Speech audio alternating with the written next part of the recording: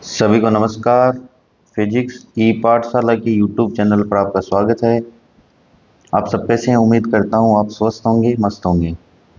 आज से हम शुरू करने जा रहे हैं रीट मेंस 2026 की एक सीरीज, जिसमें हम विज्ञान विषय के फिजिक्स के सारे टॉपिक डिस्कस करेंगे। तो उसी श्रेणी में आज हम विज्ञान के भौतिक विज्ञान वाले पोर्शन के कौन कौन से टॉपिक अपने सिलेबस में हैं उनको देखेंगे, और कैसे आगे वाली वीडियो में इन टॉपिक्स को पढ़ेंगे, कैसे प्रोसीड करेंगे, उन सब के बारे में जानेंगे। तो बिना किसी देरी के शुरू करते हैं आज के सेशन। तो देखो, सबसे पहले अपना टॉपिक जो आपके सिलेबस में दे रखा हुआ है, बल एवं गति और गति के नियम। ये अपना मुख्य टॉपिक है, बल गति, force and motion, laws of motion. अब देखो, ये आपके सिलेबस में दे रखा है। अब इन सिलेबस को अपन सब टॉपिक्स में बांटा है। देखो, सबसे पहले अपन इसमें पढ़ेंगे गति की परिभाषा की, गति होता क्या है, तो आपके सिलेबस में दे रखा है। इसी का सब पार्ट इसमें हो जाएगा दूरी और विस्थापन। उसके बाद आपका हो जाएगा वेग एवं चाल। उसके बाद एक समान गति एवं असमान गति, ये भी इसी का वेग और चाल से संबंधित है। उसके बाद नेक्स्ट टॉपिक आता है एक्सेलरेशन। एक्सेलरेशन में भी अपन इसमें इसका एक सब टॉपिक पढ़ेंगे, जो होता है एक समान वर्तीय गति पढ़ेंगे। इसमें अपन एक समान वर्तीय गति, और यहाँ से जो लास्ट आपकी एग्जाम भर्ती हुई थी, वहां से एक क्वेश्चन आया था, यहाँ से एक क्वेश्चन पूछा गया था एक समान वर्तीय गति से। तो ये भी इंपॉर्टेंट टॉपिक रहने वाला है, इसको पढ़ेंगे। उसके बाद गति के समीकरण, अपन जानते हैं 3 इंपॉर्टेंट गति के समीकरण है, उनको पढ़ेंगे। वहां से जनरली न्यूमेरिकल क्वेश्चन आ जाता है। नेक्स्ट अपन क्या पढ़ेंगे, यहाँ ये तो अपने टॉपिक जाएंगे मोशन से रिलेटेड, इतने अपन पढ़ेंगे मोशन से रिलेटेड। उसके बाद अपना आता है फोर्स। तो अपन बेसिक फोर्स की डेफिनेशन, इसके प्रभाव, मतलब इससे क्या क्या चीज़ें चेंज होती हैं, उनके बारे में सब पढ़ेंगे। फोर्स को डिटेल से पढ़ेंगे। नेचर में कितने टाइप के फोर्स हैं, कौन सा फोर्स का क्या इफेक्ट रहता है, कौन सा दुर्बल है, कौन सा प्रबल है, ये सब पढ़ेंगे अपन। उसके बाद आते हैं फोर्स पढ़ने के बाद इंपॉर्टेंट जो न्यूटन की गति के नियम, और अपने हेडिंग में भी देखो टॉपिक्स में दे रखा है, जो मेन टॉपिक है उसमें ये दे रखा गति के नियम। गति के नियम को हाईलाइट किया है, तो गति के नियम। तो न्यूटन के जो गति के 3 नियम, उन तीनों को अपन 1 बाय 1 डिस्कस करेंगे। और रोजमर्रा के जीवन में इन तीनों नियम से कौन कौन से अपन एग्जांपल्स देखते हैं, उन एग्जांपल्स को भी डिस्कस करते हैं। क्योंकि आजकल आपने देखा होगा कॉम्पिटिटिव एग्जाम में एग्जाम्पल से रिलेटेड भी पूछते हैं, और एग्जाम का लेवल तो आप देख ही रहे हो आजकल काफ़ी बढ़ गया है। तो यहाँ से अपन एग्जाम्पल वगैरह देखेंगे। उसके बाद देखो, फ्रिक्शन आपके डायरेक्ट आपके सब्जेक्ट इसमें सिलेबस में नहीं दे रखा है, पर चूंकि फ्रिक्शन एक फोर्स का ही सब पार्ट है, तो फ्रिक्शन से भी रिलेटेड पूछा जा सकता है। तो फ्रिक्शन को अपन ज़्यादा डिटेल में न पढ़ के फ्रिक्शन होता क्या है और इसके टाइप्स पढ़ेंगे। ये 2 टाइप, कितने टाइप के होते हैं और इनका क्या इफेक्ट रहता है, वो सब अपन डिस्कस करेंगे। तो ये तो अपना पहला टॉपिक जो अपने सिलेबस में दे रखा है। उसके बाद देखो, नेक्स्ट टॉपिक अपने जो दे रखा है, नेक्स्ट टॉपिक अपना है बेसिकली विद्युत धारा, परिपथ, ओम का नियम, प्रतिरोधों का संयोजन, विद्युत धारा का तापीय प्रभाव, रासायनिक प्रभाव एवं चुंबकीय प्रभाव। ये अपना मेन सिलेबस में दे रखा है। इसको भी देखो, अब ये जो टॉपिक है अपने एनसीईआरटी की 10th क्लास में, सारी टॉपिक 10th क्लास में मिलते हैं। तो इनको अपन देखो कैसे सब टॉपिक में बांट रखा है। सबसे पहले देखो, इसमें अपन पढ़ेंगे विद्युत धारा की परिभाषा, स्टैंडर्ड डेफिनेशन, है ना, क्या होती है, इसकी यूनिट वगैरह क्या होती है, उसको डिस्कस करेंगे। फिर धारा का मापन किससे करते हैं, एमीटर से करते हैं। साथ ही एमीटर को परिपथ में कहाँ लगाएंगे, सीरीज में लगाएंगे, समांतर में लगाएंगे, वो सब डिस्कस करेंगे, पूछ लेते हैं। फिर वोल्टेज, वोल्टता क्या होता है, वोल्टेज किससे मेजर करते हैं, उसके बारे में पढ़ेंगे। वोल्टता होता है क्या है, इसका मापन किससे करते हैं, वोल्टमीटर से करते हैं। इसको कहाँ लगाते हैं, श्रेणी में लगाएंगे या समांतर में लगाएंगे। उसके बाद देखो परिपथ सर्किट।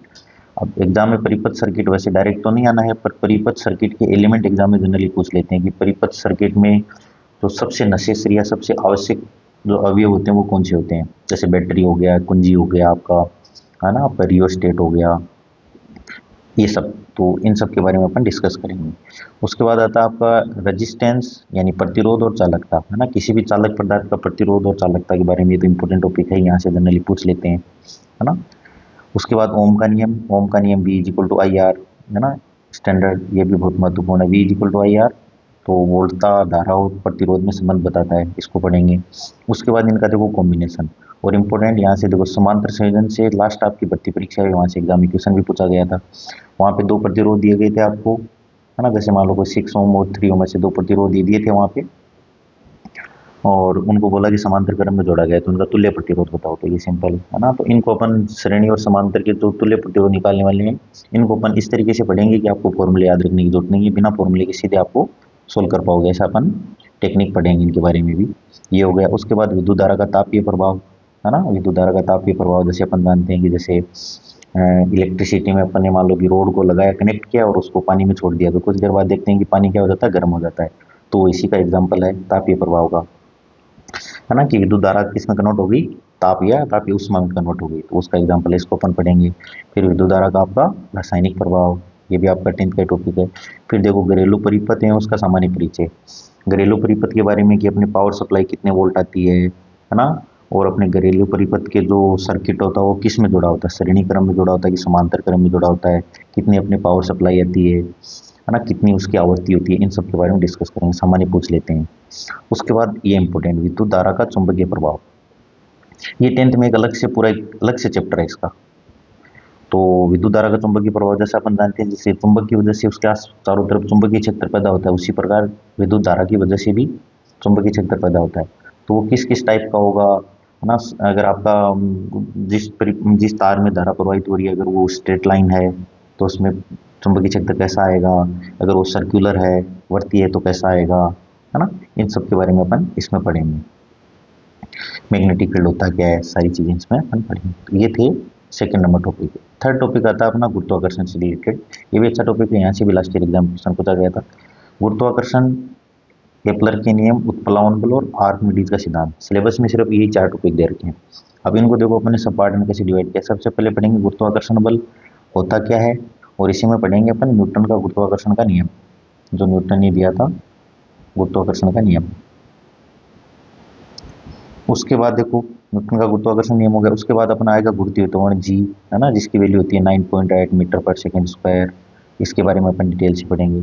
फिर होता है वेट, द्रव्यमान और भार। ये बहुत ही इंपॉर्टेंट टॉपिक है, बच्चे कई बार इसमें कंफ्यूज रहते हैं कि मास और वेट, द्रव्यमान और भार में क्या डिफरेंस होता है, इसको भी पढ़ेंगे। इसी में अपन एक चीज और पढ़ेंगे, गुरुत्वीय स्थिति ऊर्जा और पढ़ेंगे, गुरुत्वीय स्थिति ऊर्जा। और गुरुत्वीय स्थिति ऊर्जा से लास्ट ईयर देखो एग्जाम में एक क्वेश्चन भी पूछा गया है ना, कि 2 kg का एक द्रव्यमान को किसी h हाइट पे ले गए, तो बताओ उसमें स्थिति ऊर्जा कितनी होगी, ऐसा कोई क्वेश्चन पूछा गया था ना। एग्जैक्ट डेटा मुझे याद नहीं है, पर ऐसा ही क्वेश्चन था कि किसी मास को h हाइट पे लेके गए थे। तो यहाँ से भी एक एग्जाम में क्वेश्चन पूछा गया था लास्ट ईयर, आगे भी आ सकता है। उसके बाद एक होता है भारहीनता, वेटलेस। अपन देखते हैं कई बार, है ना, जब लिफ्ट में नीचे की तरफ आते हैं, या लिफ्ट में ऊपर नीचे की तरफ आते हैं, या फिर किसी झूले में झूलते हैं तो नीचे की तरफ आते हैं, तो अपन को लगता है कि अपन अपने अंदर कोई वेट है ही नहीं, ऐसे लगता है कि अपना वेट सारा गायब हो गया। तो वो भारहीनता वो कब कब महसूस होता है, उसके बारे में देखेंगे। फिर इंपॉर्टेंट केपलर के तीनों नियम, केपलर ने 3 नियम दिए थे, उनको पढ़ेंगे अपन, और ये सिलेबस में भी मेंशन कर रखा है अलग से ही। उसके बाद डेंसिटी क्या होता है, और सापेक्ष घनत्व या घनत्व क्या होता है, उसके बारे में देखेंगे। नेक्स्ट अपना टॉपिक है आर्किमिडीज का सिद्धांत। ये भी बहुत महत्वपूर्ण है। अपन जानते हैं जब भी किसी द्रव्य में किसी वस्तु को छोड़ते हैं तो वो तैरती है, कई बार होता है कि वो तैरती है, कई बार होता है कि वो डूब जाती है। ये सब अपन इसमें पढ़ेंगे। और इसी का सब पार्ट है उत्प्लावन बल, तो इसमें एक ये भी अपन पढ़ेंगे। उसके बाद है तैरने की शर्त। अपन देखते हैं हमेशा कोई भी वस्तु द्रव्य में छोड़ते हैं तो हमेशा नहीं तैरती है, कई बार वो तैरती है, कई बार वो डूब जाती है। कब तैरेगी कब डूबेगी वो सब सारे अपन इस टॉपिक में देखेंगे। नेक्स्ट अपना टॉपिक है ताप एवं ऊष्मा, तापमापी ऊष्मा संचरण। ये अपने मेन सिलेबस में दे रखे हैं टॉपिक, 4 टॉपिक हैं, ताप एवं ऊष्मा, तापमापी एवं ऊष्मा संचरण। अब इसको देखो अपन सब टॉपिक्स में कैसे बांटेंगे। सबसे पहला टॉपिक है इसमें, सबसे पहले पढ़ेंगे अपन टेम्परेचर, उसके बाद ऊष्मा। ताप और ऊष्मा में अंतर क्या होता है, बेसिक ये पढ़ेंगे। ताप का मापन किससे करते हैं, थर्मामीटर से, है ना। और ताप की मेजर करने की कौन कौन सी स्केल है, जैसे डिग्री सेल्सियस हो गया, फ़ारेनहाइट हो गया, आपका केल्विन हो गए, उन सारी स्केल को पढ़ेंगे। उसके बाद आता है उष्मा का संचरण। उष्मा संचरण में अपन रोजमर्रा की जीवन में 3 टाइप का पढ़ते हैं, एक तो होता है चालन, एक होता है सहवन, और एक होता है आपका विकिरण। 3 टाइप के कंडक्शन, कन्वेक्शन और रेडिएशन। इन तीनों को अपन रोजमर्रा के जीवन में देखते हैं, और इन अपन डेली लाइफ में एग्जाम्पल लेके समझेंगे, ताकि आपको इजीली याद हो जाएगा। ये 3 टाइप के एग्जाम है। उसके बाद देखो आपके उष्मा के प्रभाव, उष्मा के कौन कौन से प्रभाव है, इसमें अपन उष्मा के लॉ भी पढ़ेंगे, है ना। थर्मोडायनेमिक्स के लॉ जो होते हैं, उष्मागतिकी के लॉ, तीन यहाँ पे भी तीन चार लॉ दिए गए हैं। इनमें से अपन जो महत्वपूर्ण लॉ उनको पढ़ेंगे, और यहाँ से भी लास्ट एग्जाम में एक क्वेश्चन पूछा गया था, ये भी अपन पढ़ेंगे। उसके बाद देखो तापीय प्रसार। तापीय प्रसार अपन जानते हैं जनरली किसी भी वस्तु को गर्म करते हैं तो वो फैल जाती है ना। सर्दियों के मौसम में तो वो सिकुड़ जाती है, और गर्मियों के मौसम में वो फैल जाती है। तो ये तापीय प्रसार कैसे होता है, किन किन प्रॉपर्टीज पर डिपेंड करता है, इन सबको अपन आगे डिस्कस करेंगे। नेक्स्ट अपना टॉपिक है लाइट वाला। देखो ये इंपॉर्टेंट टॉपिक है, ये लाइट से तो हमेशा क्वेश्चन आता है, या तो महत्वपूर्ण टॉपिक। इसमें देखो कौन कौन सा है, प्रकाश का परावर्तन है, गोलीय दर्पण है, प्रकाश का अपवर्तन है, गोलीय लेंस है, मानव नेत्र है, और दृष्टि दोष। तो इसमें तो कुछ बचा ही नहीं है, सब दे दिया, लाइट वाले में तो सब दे दिया। और ये भी 10th क्लास में ही दे रखा है, 10th के एनसीईआरटी में दे रखा है। छोटी क्लासों में भी है, पर 10th क्लास में पूरा लेवल, पूरा मतलब काफ़ी डिटेल में दे रखा है। तो इसको अपन कैसे पढ़ेंगे, सबसे पहले अपन लाइट होता है क्या उसके बारे में देखेंगे, सीधी रेखा में गमन करता है ना, उसकी प्रॉपर्टी वगैरह, लाइट की कौन कौन सी प्रॉपर्टी है वो देखेंगे। फिर लाइट की पहली घटना पढ़ेंगे, परावर्तन का नियम। परावर्तन होता है उसको पढ़ेंगे, परावर्तन का नियम पढ़ेंगे। परावर्तन में फिर सबसे पहले अपन देखो समतल दर्पण आपके सिलेबस में डायरेक्ट नहीं दे रखा है, पर इसको अपन पढ़ेंगे, इसकी प्रॉपर्टी जनरली पूछ ली जाती है। नेक्स्ट होता है आपका गोलीय दर्पण। गोलीय दर्पण अगेन दो टाइप के होते हैं, उत्तल और अवतल। और इनमें जनरली पूछ लेता है कि ऑब्जेक्ट को फोकस पे रखते हैं तो इमेज कहाँ बनेगी, वक्रता केंद्र पे रख दिया तो कहाँ बनेगी, अनंत पे रख दिया तो कहाँ बनेगी, ऐसे क्वेश्चन यहाँ से जनरली आते हैं। तो उन सबको अपने एक ट्रिक से याद करेंगे। उसके बाद दर्पण सूत्र और आवर्धन है ना। दर्पण सूत्र जनरली जानते हैं अपन, 1/f = 1/v + 1/u, ये दर्पण सूत्र है महत्वपूर्ण। इससे रिलेटेड न्यूमेरिकल क्वेश्चन भी आ जाते हैं, इसको अपन डिस्कस करेंगे इसमें। और आवर्धन मतलब ये आपको बताता है बेसिकली कि इमेज आपकी ऑब्जेक्ट से छोटी बनी है बड़ी, ये हो जाएगा। फिर प्रकाश का अपवर्तन है ना, ये लाइट की दूसरी घटना। ये इतना ही, ये सर परावर्तन का पोर्शन था। अब इसके बाद बढ़ेंगे अपवर्तन। तो अपवर्तन में भी फिर अपवर्तनांक क्या होता है उसके बारे में डिस्कस करेंगे। फिर इस यहाँ पे अपन लेंस पढ़ेंगे। अगेन लेंस भी दो टाइप के होते हैं, एक होता है उत्तल और एक उत्तल। अब देखो नेक्स्ट इसमें भी फिर अपन क्या पढ़ेंगे, वही लेंस सूत्र और आवर्धन। यहाँ पे भी लेंस फॉर्मूला होगा, वहाँ पे मिरर फॉर्मूला होगा। सिमिलरली फॉर्मूला दिखने में वैसा ही होगा, बस एक फर्क होगा, यहाँ होगा 1/f = 1/v, वहाँ प्लस था, यहाँ हो जाएगा माइनस। तो ये सिंपल फॉर्मूले लगभग सेम है, क्वेश्चन को सोल्व करने की टेक्निक भी सेम रहेगी।